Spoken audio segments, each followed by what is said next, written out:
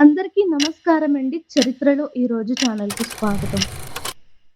2022వ సంవత్సరం భారత పారిశ్రామిక రంగానికి ఒక విషాదకరమైన సంవత్సరం. దేశంలో అత్యంత విజయవంతమైన పారిశ్రామికవేత్తల్లో ఒకరైన రాహుల్ బజాజ్ ఫిబ్రవరి 12, 2022వ సంవత్సరంలో కన్నుమూశారు.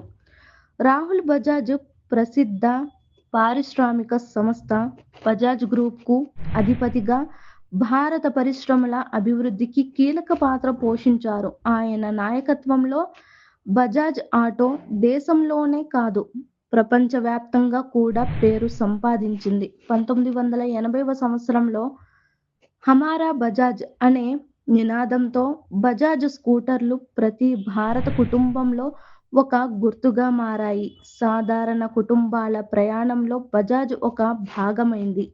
రాహుల్ బజాజ్ కేవలం వ్యాపారవేత్త మాత్రమే కాదు, ఆయన సామాజిక బాధ్యత కలిగిన నాయకుడు.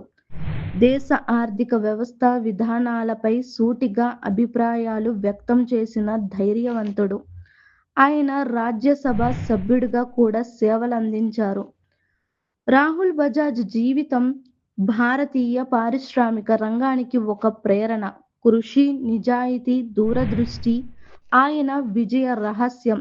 ఒక పారిశ్రామిక దిగ్గజం, కోట్లాది భారత కుటుంబాల జ్ఞాపకాల్లో నిలిచిన పేరు. భారత ఆర్థికాభివృద్ధికి మార్గదర్శకుడు.